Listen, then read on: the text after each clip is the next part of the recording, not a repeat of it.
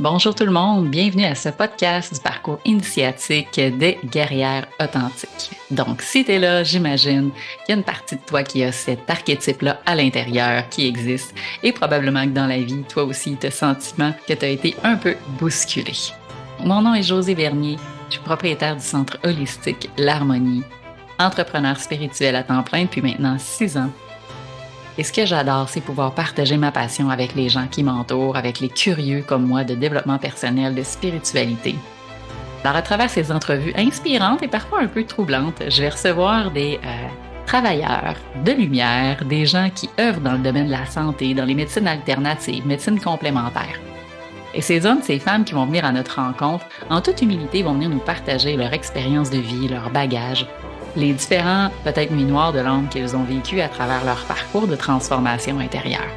Parce qu'au final, ce qui nous intéresse, c'est pas seulement qu'est-ce qui a fonctionné, mais c'est également à quel moment certaines personnes ont su se relever, mettre un genou à terre et aller trouver les ressources à l'intérieur d'eux-mêmes pour transformer puis transcender des blessures qui étaient là depuis longtemps.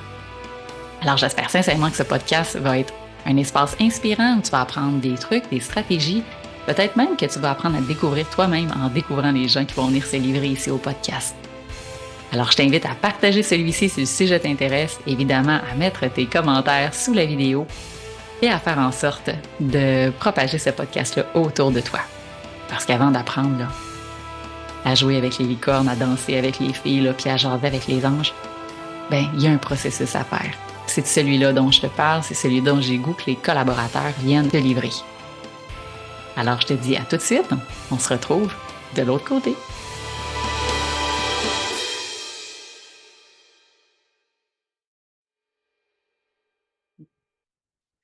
Bonjour Gisèle. Bonjour José, merci de m'accueillir dans notre beau local d'origine. Oui, local l'origine, qui était pas mal celle qui occupe actuellement. Oui, ben, c'est comme mon lieu de travail. Alors, je suis encore plus à l'aise d'être ici. Alors, c'est mon lieu on va dire, d'exercice Oui, de la pratique. où tu pratiques en somme. Donc, tu collabores ici au centre, Oui. Gisèle, depuis le tout début, je vais Mhm. dire. Tu as commencé cette belle aventure au Centre holistique L'Harmonie avec nous.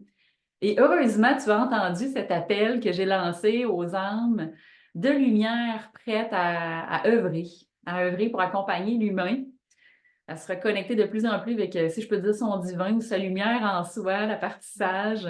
Et j'avais le goût de t'inviter dans ce podcast-là parce que, bon, toi puis moi en coulisses, on en a eu des jasettes, puis on va continuer d'en avoir. On fait le monde quasiment des fois à travers des discussions. Et je sais qu'évidemment, tu as une grande expérience, tu as un beau parcours qui est tellement inspirant. Et je veux partager cet espace-là avec d'autres personnes qui ont la chance de te connaître et comprendre, mais dans ton parcours, toi, de guerrière authentique, de guerrière de lumière, il y a dû en avoir des épreuves puis des défis.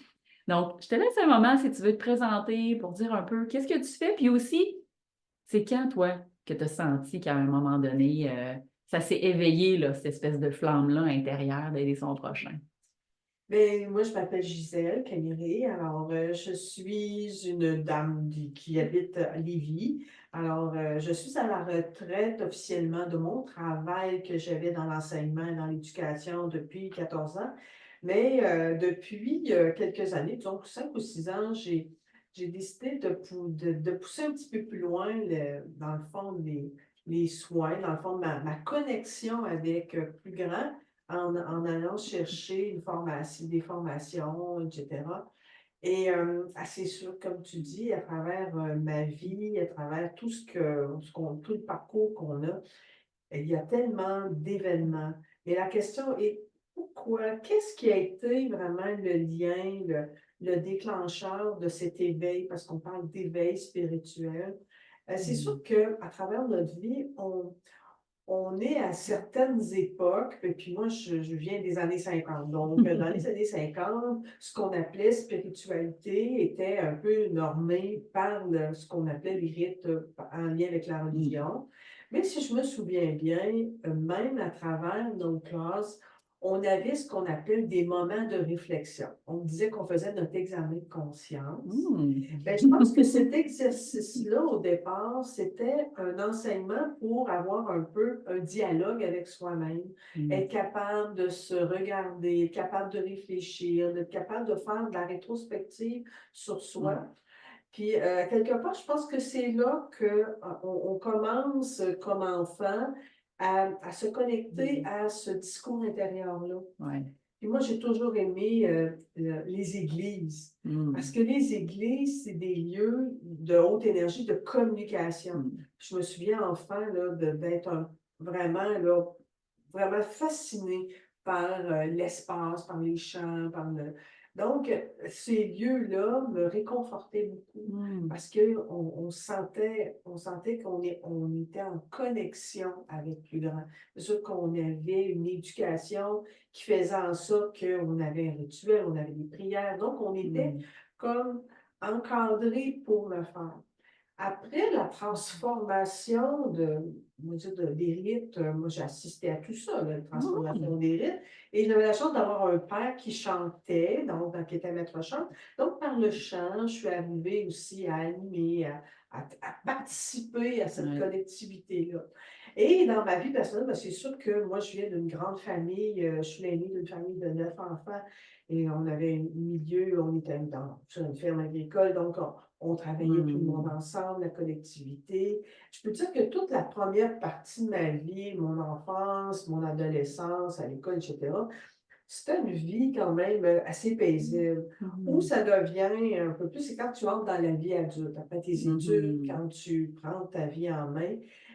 C'est vraiment là que moi, je trouve qu'il y a vraiment un gap. Parce que tu vis quand tu travailles à l'école, puis ton univers, c'est réussir tes cours. Bon, ça Mhm. s'arrête là.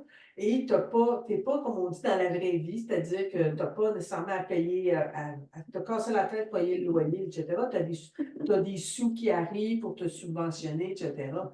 Mais quand tu deviens autonome et que tu es face Mhm. à ta réalité, c'est là, à un moment donné, premier gap.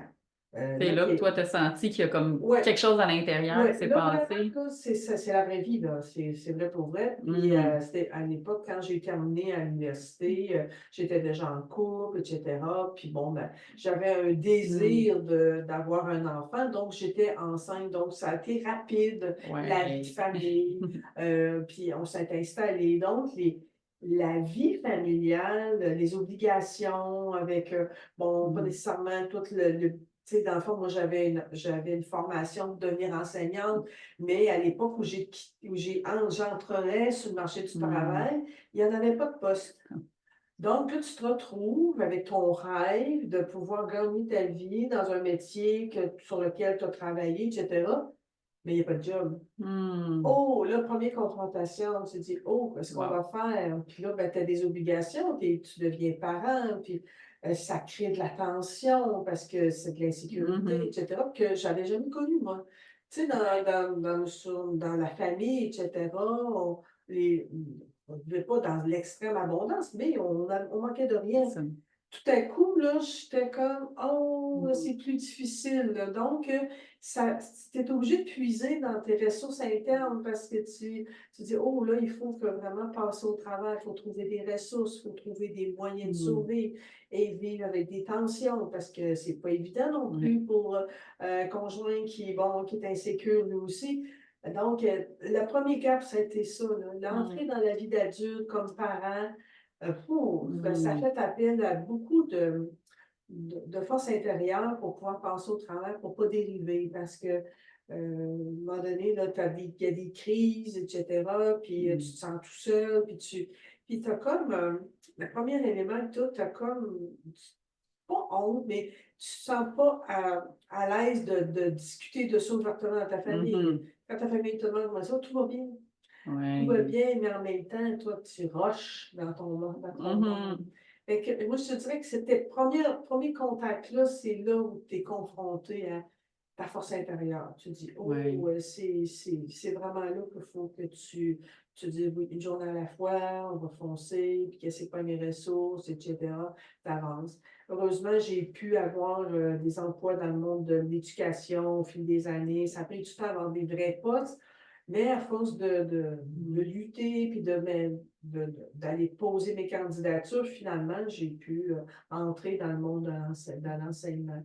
Mais en même Mhm. temps, tout ce temps-là d'insécurité, etc., il y a eu beaucoup de crises, Mm. bon, au niveau de la famille, etc., qui fait que, bon, j'ai eu deux, trois enfants et, bon, on a eu des crises, des hauts, des bas, Ouais, etc. Fait que tu travailles, tu essaies de maintenir la famille, etc. Fait que c'est beaucoup de, bon, je veux dire, faut de rester solide. ouais, Mais je m'obligeais, moi, à rester solide. ouais. C'est Puis, là que tu as développé ton ancrage, ta oui, capacité effectivement, d'enraciner. effectivement, parce que sinon, tu abandonnes, tu dis ça n'a pas de bon sens, puis quelque part, je pense que le fait aussi que quand tu as des enfants, Mm. les mères, on est comme face aux besoins de nos enfants, on est inépuisable, là, dire les Ouais. enfants ont besoin. Fait que Mm. tu dis je vais travailler, il n'y a pas d'heure pour dire on va s'investir, les enfants ne manqueront de rien. Et c'est ça, on a réussi à se faire une vie Mm. intéressante. Les enfants ont fait ce qu'ils avaient à faire, ils ont suivi leurs études, j'ai été très, très présente pour eux.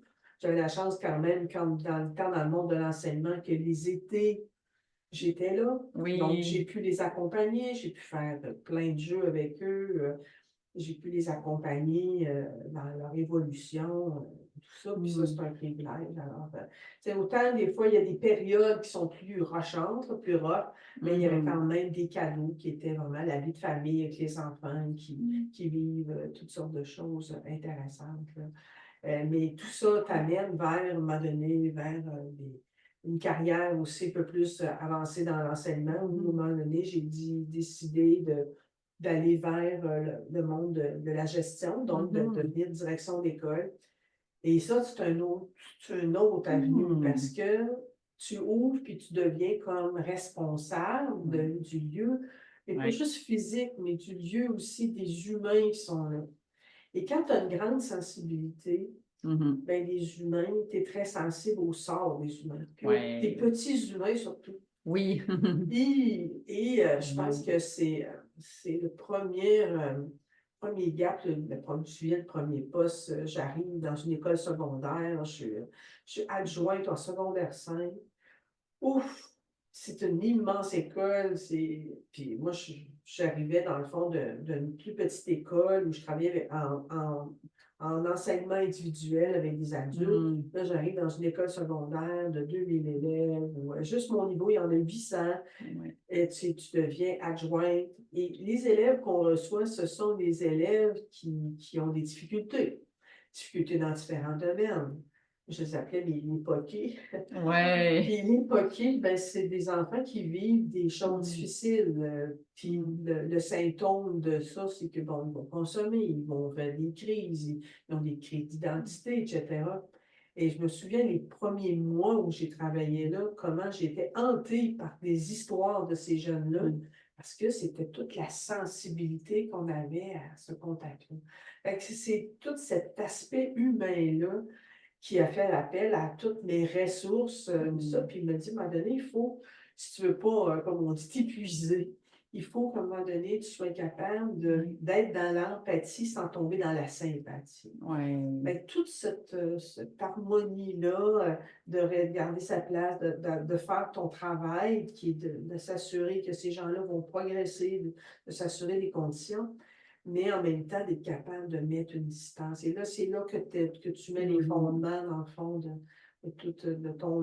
ta façon de travailler avec Ouais. les humains.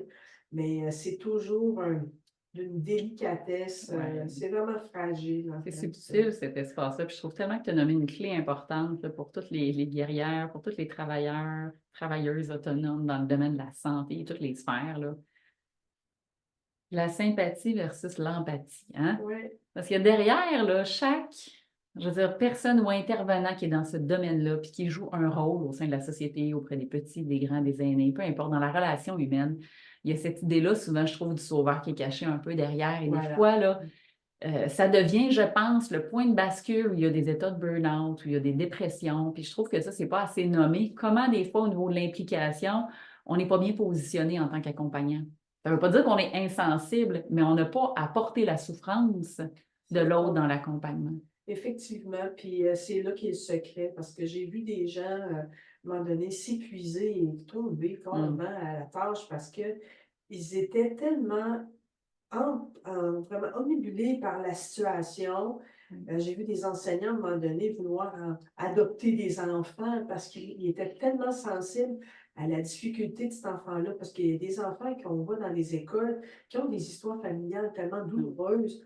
Puis là, tu as l'enseignant qui dit, ben moi, ça n'a pas de bon sens, je vais l'emmener chez nous. Tu dis, ben non, tu ne peux pas faire ça. Tu sais, mais en même temps, tu sens que la personne là, est comme, elle est préoccupée, puis à tel point que ça nuit à son travail parce que ça prend toute la place. Donc, ce dosage-là d'être capable, si tu veux être capable d'aider, il faut que tu sois capable aussi de rester en possession de tes moyens. Pas de toujours être dans ta tête, mais être capable de dire toujours être capable d'avoir un petit pas de recul pour être capable de regarder l'ensemble et dire comment je peux l'aider, puis comment cette personne-là peut s'aider. Parce que les sauveurs, souvent, ont tendance à vouloir plus que la personne qu'on aide, et souvent vont prendre des décisions à leur place.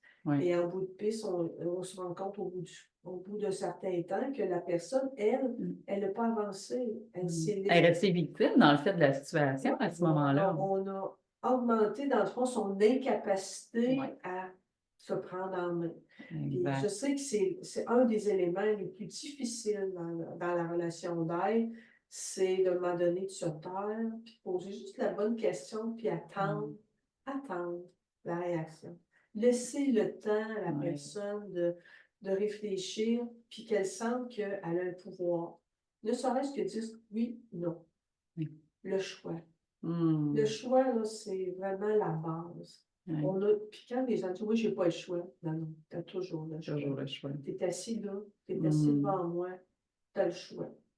Si tu n'avais pas choisi ça, tu ne serais pas là. Donc, tu as pris une décision. C'est quoi la prochaine décision que tu vas prendre pour toi? C'est là-dessus, parce que le thérapeute, il y en a plein de solutions. Il y en a vu plein d'autres. Mais ça ne veut pas dire que ce que le thérapeute voit, qui pense qu'il devrait être son chemin, que ça va être ce chemin-là que la personne va prendre. Et l'art, dans le fond, de la relation d'aide, c'est d'être capable de laisser de la place à la personne. Tout à fait. L'autonomie s'installe. Oui. Il y a cette étape-là, je trouve, de détachement qui, en fait, tu nommes un peu quand tu nommes le fait de prendre plus de distance et laisser l'autre plus autonome. Il y a cette idée-là d'arriver à se détacher un peu plus sur le plan émotionnel. Et ça, je pense que c'est un élément de sagesse qui, au fil du temps, comme intervenant, se développe et aussi s'acquiert. Cette sagesse-là, il y aura peut-être des sujets ou des enjeux qui vont venir des fois émotionnellement plus nous toucher, hein, selon notre expérience et notre histoire de vie. Mais il y a cette idée-là de travailler une forme de détachement. Donc, si je n'ai jamais pris soin de moi et que je ne me suis pas occupée de mes propres besoins, bien, ça se peut que ça vienne interférer avec l'accompagnement que j'ai à faire pour l'autre. Puis tu as raison, parce que c'est sûr que ce qui m'aide beaucoup là-dedans, c'est les événements traumatiques qui m'ont arrivé. C'est sûr que tu le sais, j'ai perdu une fille. Et quand ça arrive, c'est comme, c'est la catastrophe. Puis moi, dans ma façon de réagir, ça a été comme de me déconnecter de mes émotions pour être capable de... Puis, tu sais, dans le fond, quand tu as une nature de gestion, de comment les autres vont réagir, ça a été de me déconnecter de mes émotions, puis de gérer ce qui allait se passer. Comment, écoute, j'ai même organisé les funérailles, pour te dire comment j'étais. Il fallait que je sois en contrôle de quelque chose. Ça a été ma réaction. Mais en même temps, il faut que tu revisites petit peu à petit peu cette grande souffrance-là, cette douleur-là. Et c'est comme ça que, à travers ça, j'ai voulu être en contact. J'ai cherché le contact parce que fondamentalement, je crois à l'âme, je crois à la survie de l'âme.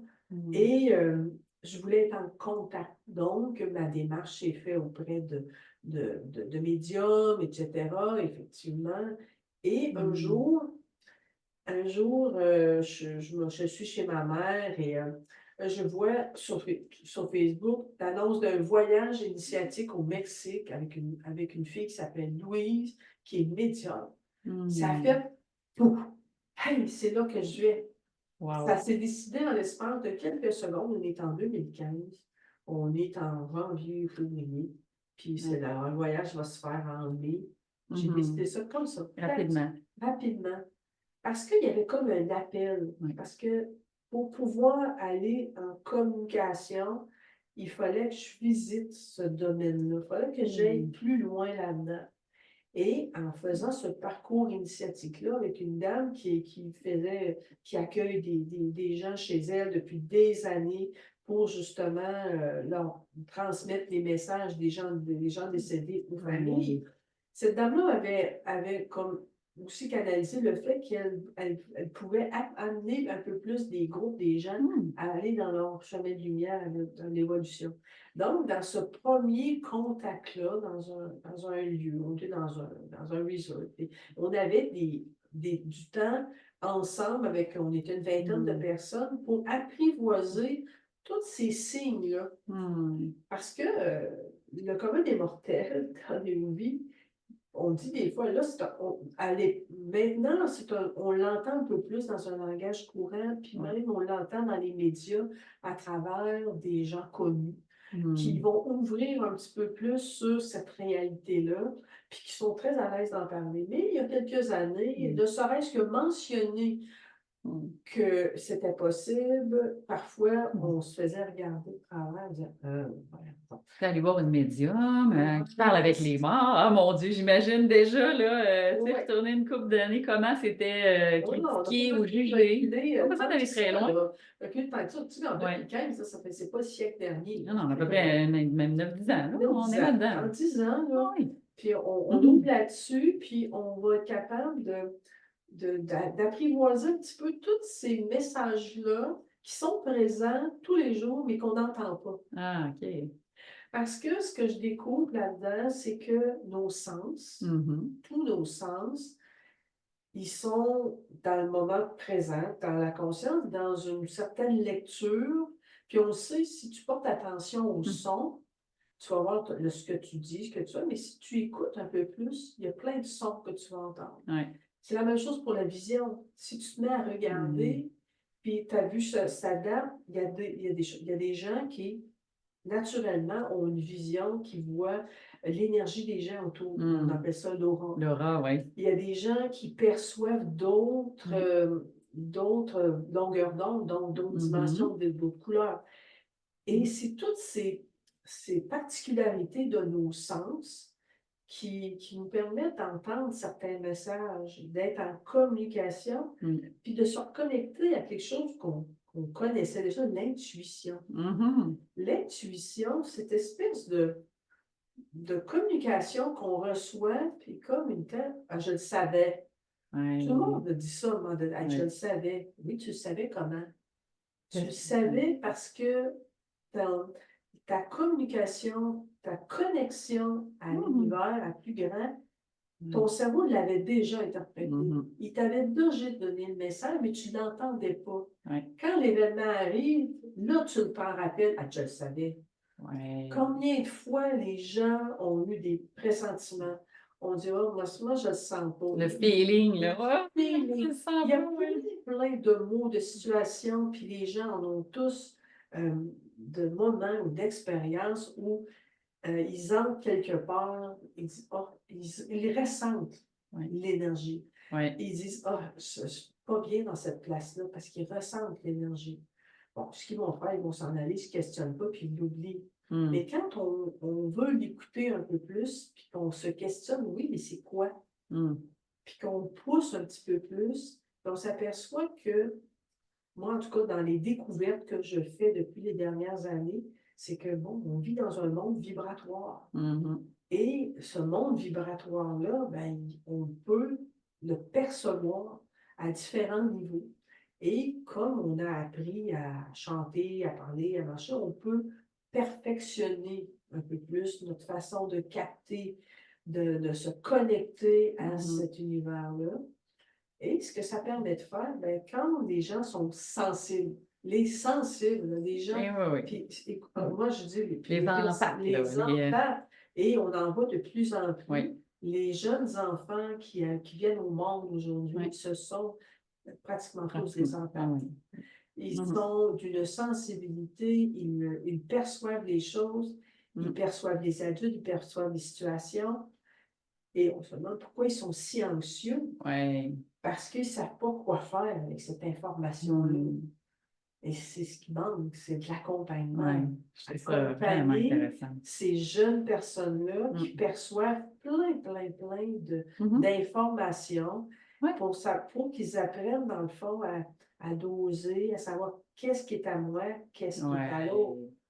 Parce Ça peut que être très c'est envahissant, très ça. envahissant. Tu étais quand même assez probablement pionnière, ou disons, peut-être qu'il n'y en avait pas autant d'hypersensibles au moment où toi, tu auras choisi de t'incarner puis de venir vivre ton expérience, mais tu l'as vécu en tant qu'empathe, quand est venu le temps d'entrer dans le réseau scolaire. Tu as vécu comment que c'était d'être en connexion avec, évidemment, ses étudiants, ses enfants, ses enseignants.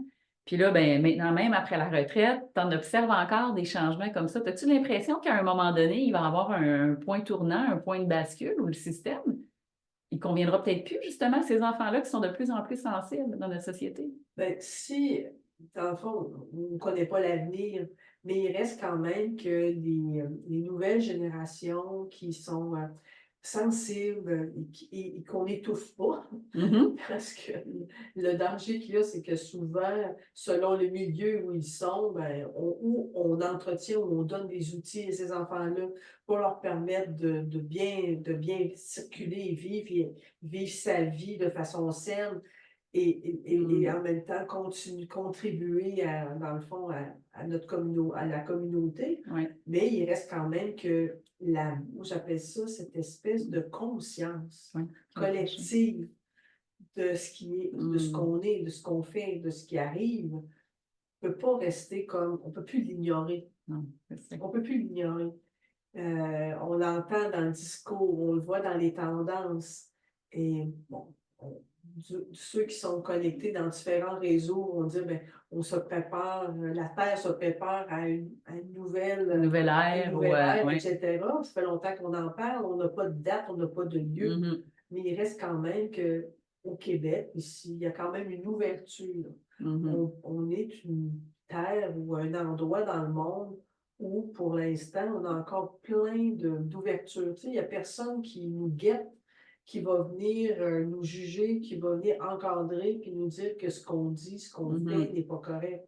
Mhm. On a de la place pour cette ouverture-là et ça permet de créer des endroits. On sait de plus en plus, il y a des lieux comme ici où on est capable d'accueillir, on est capable d'accompagner des gens dans une autre partie de leur vie où où ils ont vécu plein de choses, puis à un moment donné, ils sont comme un petit peu perdus parce que ce qui était déjà en place, que, bon, des structures, que ce soit au niveau de la santé, ne Mhm. vient plus pallier, ne vient Mhm. plus accueillir. Alors, ces gens-là me disent, ben, au moins ici, on a une place à se déposer. On est plusieurs thérapeutes avec des outils différents, puis on fait cheminer les gens là-dedans. Mhm. Je ne dis pas que c'est la panacée, mais c'est un moyen parmi tant Ouais. d'autres. Mais au moins, c'est une alternative. Ouais. Avant ça, je veux dire, si les gens étaient laissés à eux-mêmes, Il n'y avait pas beaucoup il d'options n'y et a de pas beaucoup possibilités, en fait. d'options. C'est un peu au Non. même titre que tu nommais tout à l'heure par rapport aux croyances et à la spiritualité, si je peux rebondir là-dessus, c'est que c'était ça, c'était comme ça au niveau culturel, au niveau religieux, c'était les croyances, il y avait beaucoup de dogmes, puis c'était comme ça que ça devait être. Ouais. Mais on évolue de plus en plus vers d'autres types d'approches, puis les Ouais. cultures aussi nous enseignent. Tout à fait. Et on redécouvre des éléments Mm. qui étaient connus avant. Mhm. Parce que Ouais. depuis que le monde est monde, l'humain se questionne par rapport à, qu'est-ce, tu sais, à plus grand que soi. Mhm. Tout à fait. Mhm. Tout le monde sait que tous les peuples ont eu une espèce de description de leur relation à plus grand. Donc, pour certains peuples, ça a été des dieux, pour d'autres, ça a Mhm. été un dieu. Il y a comme ce besoin inné de l'humain de se connecter parce que sinon, c'est comme si la vie terrestre avec seulement les fonctions vitales, le travail, etc., ça perdait son sens s'il n'y Ouais. a pas un autre sens plus S'il n'y a grand. pas un sens plus grand, il n'y a comme pas d'objectif ou Pas d'objectif, d'orientation. et c'est s'avancer. Puis Mm. tout cet aspect-là de l'humain, ben, dans toutes les générations, dans toutes les Mm. dimensions, puis là, on les redécouvre. Nos ancêtres, certaines branches de nos ancêtres. Puis nous, on travaille des fois, on se dit, ben, dans nos anciennes vies, Mhm. on a touché à à Mhm. d'autres dimensions, à d'autres façons de se connecter Mhm. qui ont été, après ça, mon Dieu, dans certaines parties du monde, rabrouées et Ouais. vraiment cachées parce qu'il y a eu comme une dominante Mhm. qui a dit, ben, il ne fallait pas toucher à ça aussi au Québec. Ça a même été puni, là. Dans Ah oui, certains ça a cas, on été va aller aussi loin fini, que ça, ça va là. aller Ben aussi oui. loin. Ça, c'est Des... qu'en Europe, il y a eu les chasses aux sorcières qui sont venues même ici au Québec. Il y en a eu, tu sais, il y a Mhm. toujours eu des gens qui ont eu une connexion toute particulière avec tout ce monde-là, le monde invisible, Ouais. et qui ont gardé secrètement, il y a dans le Mhm. fond, des façons de communiquer. Là, c'est comme si on ouvrait le livre puis on se Mhm. donnait la permission de pouvoir revisiter toutes ces connaissances-là Mhm. avec les cristaux, avec les élémentaux, avec plein Ouais. des éléments qu'on nous enseigne. Puis est-ce Ouais. qu'il y a des gens, il y a plein de gens Les qui plantes, les les plantes, huiles les arbres, essentielles, tu exactement. sais. Donc, on redécouvre Ouais. toutes ces communications-là, tous ces liens-là qui viennent un peu nous conforter, puis viennent nous supporter dans notre passage sur Terre, parce que c'est un passage. Donc, on a des choses à réaliser, on a des choses à faire, Mhm. mais on est surtout là pour être, Ouais. pour être. Être. Et puis, quand on est toujours dans le faire, il faut Hum. que je fasse, il faut que je fasse ci, il faut que je fasse ça, on oublie l'être. On est loin de cette connexion-là, On hein. est loin de cette connexion-là. Puis puis je reviens à mon voyage à Bali, c'est ce que je trouve intéressant, c'est que eux, c'est des gens qui travaillent tout le temps, là, le concept de retraite, tout ça n'existe pas, là. Mais pour eux, la place de cette connexion-là est dans le quotidien. Tu sais, C'est ils à tous les parlent, jours que c'est cultivé, dans le fond. oui, parce que les autres, ils parlent du temple intérieur. Tu sais, Hmm. nous autres, on en parlait, dans le Ben, fond, les quand temples on étaient est. les églises ou d'autres Oui, effectivement. emplacements pour aller se recueillir. Mais pour eux, le temple, c'est le lieu où on honore le Dieu. Mais Hmm. ça commence d'abord par eux. Hmm. Donc, pour eux, dans le fond, la prière personnelle, dans le fond, de prendre le temps de remercier, de prendre conscience du lieu où ce qu'on est, puis de s'occuper de soi et Ouais. ensuite d'honorer. Puis les familles ont tous des petits temples familiaux sur leur Hmm. terrain, leur place. Dans les villes, on voit des statues. Ben, on est dans la religion bouddhiste, donc on a des Ganesh, on a des Shiva, on a Ouais. un peu partout sur des socles avec des fleurs, avec des actes de Hmm. l'encens, et ça fait partie Ouais. de. Puis ce qui était plaisant d'entendre, c'est que notre accompagnant là-bas, qui faisait aussi le guide touristique, mais c'est un prêtre hindou, et qui Hmm. nous a donné, dans le fond, cette information-là sur les rituels. Donc, puis les autres, ils parlent de karma. Il dit, Mhm. bon, ben, si tu ne le fais pas, tu n'auras pas de bon karma. Donc, pour avoir un bon karma, il faut Hmm. d'abord que tu sois dans la bienveillance, que tu sois dans Hmm. la gentillesse. Alors, on trouve les gens de Bali absolument merveilleux, parce que des gens qui Hmm. sourient, puis qui vont faire plein d'efforts pour te faire plaisir, Hmm. pour si tu leur demandes de quoi, ils vont dire, ah, je ne sais pas tout de suite, ils vont Hmm. venir, puis ils vont trouver une solution, etc. Parce que pour eux, dans leur vie, Hmm. comme individu, comme personne, c'est important qu'ils aient posé des gestes gentils dans leur journée Ouais. pour leur karma personnel. Fait que là, Ouais. je me dis, oh mon Dieu, On est loin un peu de on est Bali, hein? loin, Combien de kilomètres de Bali? on fait 15 000 kilomètres, Ouais. on fait c'est quelque On chose. se rend compte que l'autre bord du globe, il se passe autre chose. C'est pas la même Ouais, culture du ouais, tout, c'est hein? pas la même culture, puis c'est sûr que c'était sur une île, mais c'est sûr que là, présentement, tu sais, une île comme ça, avec plein de gens maintenant qui la visitent et qui Mhm. se publient sur Ouais. les réseaux sociaux, notre guide disait, ben, Bali est toute petite, mais elle brille. Ouais. Elle brille. Donc, il y a plein de gens, puis plus elle brille, ben, plus il y a de gens qui viennent. Fait que ça a un petit côté pervers parce que Ouais. les gens arrivent pour le lieu, ils ne sont pas nécessairement dans l'intention de Ou se dans la connecter. conscience, C'est ça. ouais, ouais, Ils viennent d'apprendre. consommer le lieu, là. Ouais, ouais, ouais. Ils viennent pour la plage, pour le surf, ils se promènent un peu partout. Puis ça pollue, Un peu. parce Oui, que oui, ça c'est vient sûr. envahir la place. Oui. Mais malgré tout ça, malgré le bruit, puis c'était la réflexion qu'on faisait dans le temps qu'on était là, malgré le bruit, malgré l'envahissement, on pouvait trouver le temps de se reconnecter à nous, de garder ce contact-là. Oui.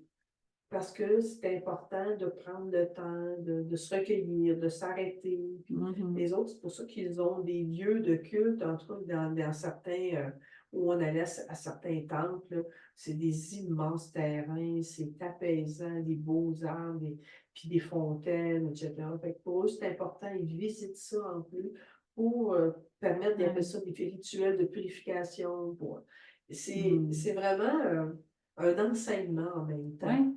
Pour dire que nous, notre spiritualité, on l'exerce, on a notre contact, plus ou moins, mais... De quelle façon on l'entretient pour la cultive? Effectivement, puis ça m'a amené cette réflexion-là. Est-ce qu'on on Est-ce devrait qu'on fait correct? peut-être... Oui, c'est ça, parce que on s'aperçoit que juste être dans le faire, puis être dans la consommation, puis toujours penser, bon, qu'est-ce que je vais mettre, puis qu'est-ce que je vais acheter, puis c'est jamais dans le pourquoi. Pourquoi je fais ça? À quoi ça sert? C'est quoi le sens que j'y donne? Voilà. Le temps de s'arrêter, puis de réfléchir. Alors, moi, c'était un bel enseignement par rapport à ça. On est dans un si beau lieu, mais de voir on a visité des endroits où c'est hyper moderne, où c'était, tu sais, dans le fond, t'entends de la musique, comme si tu étais dans une place très, très hip, là, avec de la musique, des beaux aménagements, etc. Mais, tu sais, à quelque part, il faut quand même continuer d'être, même dans le bruit. Fait que ça a été mon grand apprentissage de ce Dali-là. C'est que peu importe où tu es dans le monde, dans un lieu ou que tu sois chez toi, c'est tout ce réflexe-là, cette habitude que tu prends de te connecter. Puis, Mais avec toi, finalement, avec absolument. cette source-là, peu importe comment tu l'appelles, parce que comme tu le dis, que ce soit dans un environnement de travail, que ce soit au sein de la famille, que ce soit au sein de la société ou à travers un groupe, tu n'arrives pas à faire abstraction de toute cette distorsion, ce mouvement-là et tout ce qui se passe dans l'invisible, qui des fois est comme des tempêtes dans l'invisible, mais quand on ne le voit pas, là, comment à l'intérieur tu peux être ancré et solide dans ton temple intérieur. Tout à fait, tout à fait. Puis, et on sait on est plusieurs aussi à prendre l'habitude de la méditation. Ouais. Mais je pense que c'est une habitude qui à la longue, devient l'outil de réconfort. Parce que dans ce moment-là, dans ce temps-là, l'idée de la méditation, les gens ont plein de clichés là, de dire hey, on est en lotus, les mains comme ça. Écoute, être en méditation, ça peut se faire n'importe où. Tu es assis, tu respires, puis tu admires, tu te remercies, ou c'est être dans la gratitude, puis être dans la nature. Moi, j'adore marcher en forêt, être en contact avec la nature, être sur le bord de l'eau. Mais on peut être n'importe où. On peut être n'importe où pour être n'importe où, juste le temps de s'arrêter, respirer, prends 3 minutes. Dans la contemplation. Juste ça. Juste le temps de s'arrêter pour se reconnecter à soi, puis en même temps, entendre des fois les messages de l'univers. Parce qu'on a reçu des messages souvent. Moi, je pense que la boîte vocale doit être pleine des fois. Je veux dire, je pense que ça m'arrive souvent de ne pas être là pour prendre tous les messages. Yes, c'est pour ça que des fois, il faut s'asseoir et écouter. C'est pour ça que quand la pleine lune arrive, souvent, des fois, on passe des nuits blanches à télécharger de l'information, puis à écrire. J'ai l'impression qu'il y a comme un upload qui se fait. Ça, c'est une deuxième activité. C'est dans le fond la méditation et l'écriture. Prendre le temps d'écrire qu'est-ce qui monte. Puis ça, là, c'est une habitude à prendre. On choisit son moment le matin, l'après-midi, le soir, le moment où on se sent confortable, puis juste le temps de s'arrêter, puis pas de se censurer d'écrire. On va être surpris de voir qu'est-ce qu'on peut écrire. Et c'est souvent là que sont les messages. Les messages de sagesse, des messages qui, après ça, quand on dit « Ah, ben, je me posais cette question-là, la réponse arrive. » Toute la synchronicité des réponses. Parfois, c'est une personne qui se présente devant toi, puis qui te dit qui dit une parole, cette personne-là ignore qu'elle a la réponse.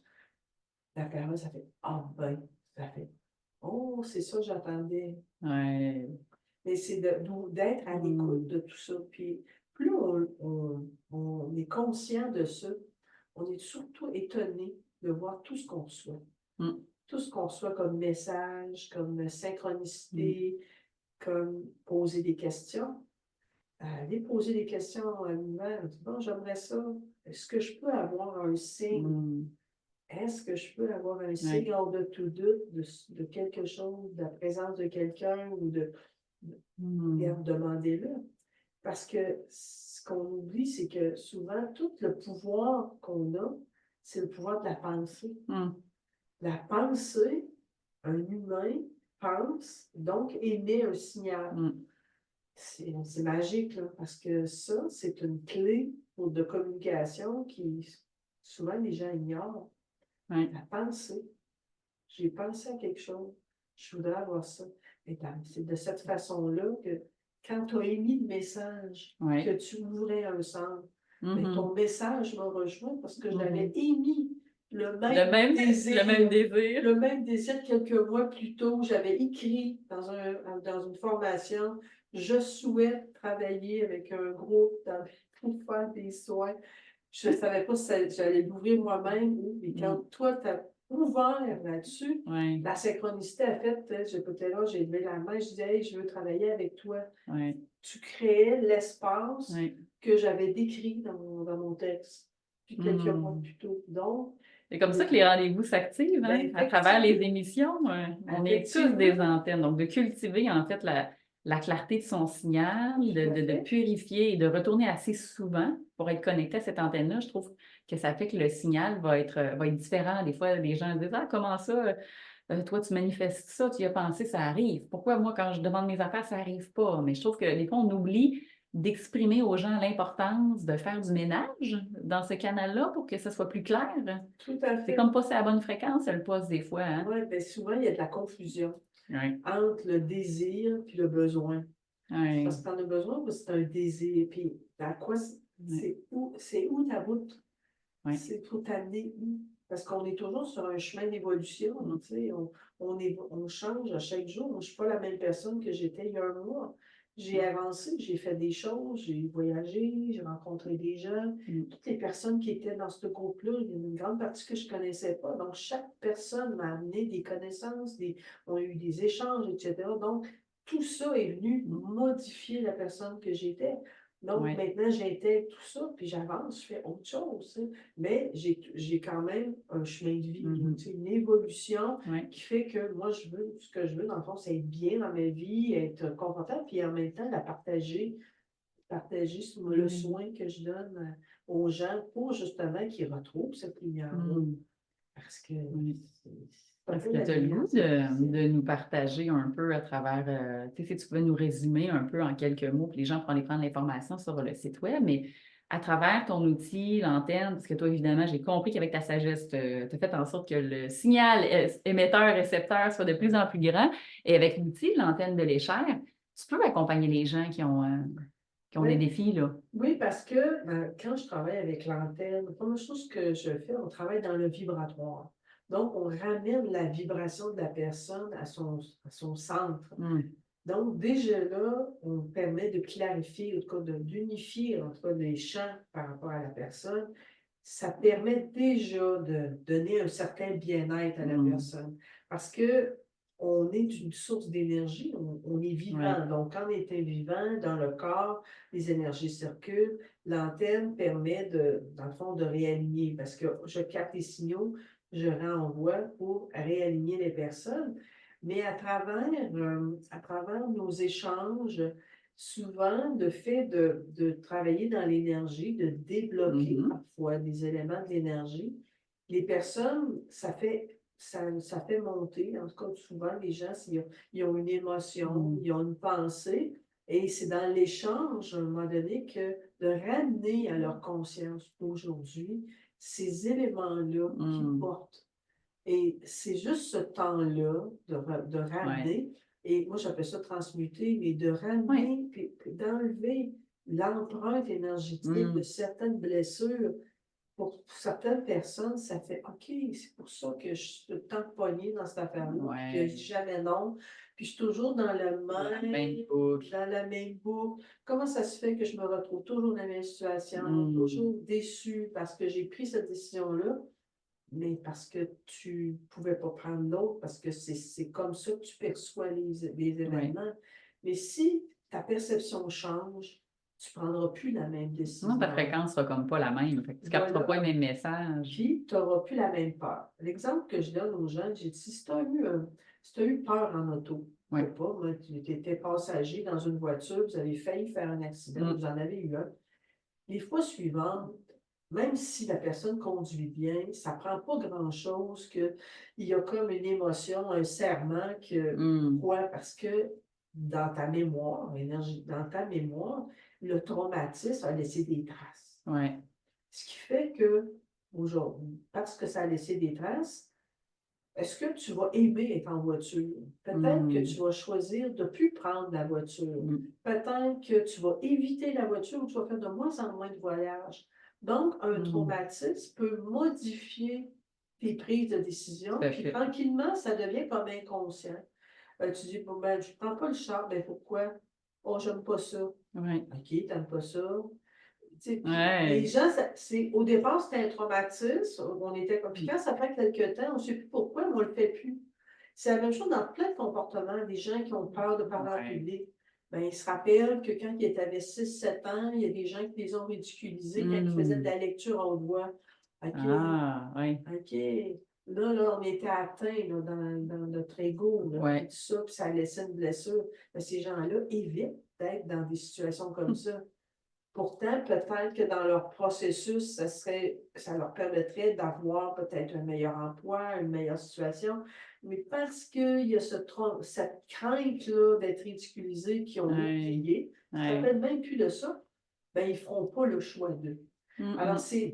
moi, quand je travaille dans les mémoires, parce que c'est souvent par les mémoires, Mhm. c'est que je permets aux gens d'aller revisiter des fois l'émotion qui Ouais, qui était est là, rattaché. qui était rattaché à ça, puis dire, si cette émotion-là n'était plus là, quel choix tu ferais aujourd'hui? Et là, là. Il doit y avoir bien des chemins qui seraient Oui, parce qu'il y différents. en a quand ils font la prise de conscience Ouais. de cette Ouais. blessure-là, puis comment ça les impacte, comment il y a des gens qui acceptent d'être bousculés, de ne pas prendre leur place, Mhm. parce que les fois, quand ils étaient petits, qui prenaient leur place, ils se sont fait ramasser, puis aujourd'hui, ils ne sont pas là. Ouais, il s'efface à la Ils place. s'effacent. Ouais. Même s'il n'y a pas personne qui Mm. essaie de les menacer, ils ne veulent plus la prendre la place. Fait que c'est des gens qui, quand on leur fait prendre conscience de ça, ils se rendent compte qu'il n'y a plus de traumatisme. Si tu ne l'as plus, tu pourrais faire tu peux prendre une autre chemin, prendre une autre décision. Ouais, tout à fait. Alors, ce travail-là, moi, je trouve toujours, on a fait justement en mai Ouais. une journée VIP, puis dans l'espace de Mm. quelques minutes, c'est de voir le regard qui change quand les gens font des prises de conscience à travers ce jeu de Ouais. mémoire-là, puis dire, oh, il y a des éléments qui m'ont bloqué parce Mm. que dans ma mémoire, le trauma de cet événement-là qui s'est passé, des fois, il y a plusieurs Ça, des fois, les gens années. sont même pas conscients, hein. Puis des fois, les gens Non, se rappellent même pas. C'est ça non. qui est particulier. Puis il y a beaucoup d'éléments aussi qui sont relationnels avec les parents. Ouais. On sait des blessures d'âme avec les parents. Mm. Bon, les gens qui disent, ouais, mais je pense que mon père ou ma mère m'aime pas. Ça, c'est ton impression. Ouais. Parce que comme enfant, tu as enregistré ce message-là, mais dans la réalité, c'est peut-être C'est pas pas ça. ça. Tu as grandi avec en continuant d'y Oui, croire, puis d'alimenter, puis de le nourrir, mais au final, c'est peut-être pas ça la oui, réalité, là. ouais, c'est ça. Fait que Ouais. avec l'antenne, C'est un bel tu sais, outil. puis dans la relation, c'est ce qu'on visite. Alors, l'antenne, dans le fond, c'est une entrée en matière, au moins de travailler sur l'harmonie Ouais. énergétique pour être capable de débloquer on travaille aussi sur les méridiens, un peu comme l'acupuncture, on débloque. Et Ouais. en débloquant l'énergie, ben, souvent, ça permet aux gens d'avoir du bien-être physique parce que ça Mhm. débloque les énergies, mais en même temps, le corps éthérique, dans le fond, tout ton âme, Mhm. ça libère aussi des choses. Ouais. Et souvent, c'est un début d'une évolution de la Ah, ben prise de oui. conscience. C'est Parce ça. que, on le sait, Il y a plusieurs étapes là, au chemin d'évolution, puis tout à dépendamment fait. du vécu, des expériences, des blessures, des événements, ben, c'est différent pour chacun. Ouais. Mais l'important, c'est de s'arrêter et de prendre conscience. Oui. Il y a des moments dans la vie, on dit, ben, quand on a l'impression qu'on tourne en rond, puis que ça avance plus, on a toujours ce sentiment d'insatisfaction. Ouais. Puis je pense que c'est toujours un bon signal de dire, Oui. va donc visiter c'est quoi la vraie cause. Parce qu'il y a plusieurs. Quand les gens sont dans cet état-là, il y en a qui, leur solution, c'est de taire ça ou de on appelle ça se juger. Ou de compenser avec d'autres substances ou Compenser avec comportements. d'autres choses. Ça fait que, Tout à à ce fait. moment-là, mais tu ne vas pas à la source. Non. Tu ne vas pas visiter pourquoi tu vis ce sentiment-là. Oui. Et quand on prend le temps de s'arrêter, et puis ici, on est plusieurs thérapeutes, des fois, ça débute par le corps, le massage. De revenir dans le corps. De revenir dans le corps, puis de dire, oh, pourquoi j'ai des valeurs comme ça? Pourquoi je me tiens comme ça?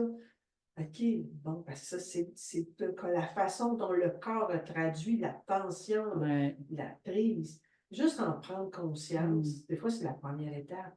Puis on est plusieurs thérapeutes avec différentes approches et tranquillement de permettre à la personne, je veux dire, de prendre conscience de tout ça, puis de dire, ben, il y a des éléments qu'il faut que j'explore, puis qu'est-ce qui est dans ma vie ou dans ce que j'ai vécu qui fait que j'avance plus, que je n'ai pas réglé. Quand on dit régler nos affaires, régler notre passé, régler des choses, j'appelle ça des colères, qui sont vraiment cachées, des traumatismes avec des différentes personnes, puis des visiter, puis dire, ben, c'est encore vrai, ça, c'est encore là. Fait que d'aller changer, dans la transmutation, il y a l'idée d'aller changer à la source l'empreinte que tu as laissée. Puis est-ce que tu dirais qu'à travers tout ton parcours, les outils, les choses que tu as développées, si tu pouvais nous laisser sur toi, là, la conclusion, l'élément, le point marquant dans ta vie, que tu penses que dans ton parcours de guerrière ou ce que tu fais aujourd'hui comme accompagnante a été la clé de ta transformation, ce serait quoi que tu voudrais donner comme dernier conseil avant qu'on se quitte? Bien, moi, c'est sûr que la clé, ça a été toujours de la foi, garder l'espoir. Parce qu'à travers toutes les difficultés, les traumatismes, ce qui arrive, c'est que même dans le moment le plus noir, le plus triste de ta vie, c'est d'avoir toujours l'espoir, de dire oui, c'est un moment difficile, puis de dire ça va passer. Cet espoir-là. Puis ça, c'est la forme. Puis j'espère que les gens leur restent, qu'ils restent connectés à cette petite lumière-là. Puis si vous vous sentez perdu, ben dites-vous que vous pouvez être accompagné. Oui. Des fois, on a juste besoin de quelqu'un qui souffle un peu sur la petite flamme intérieure, la petite braise.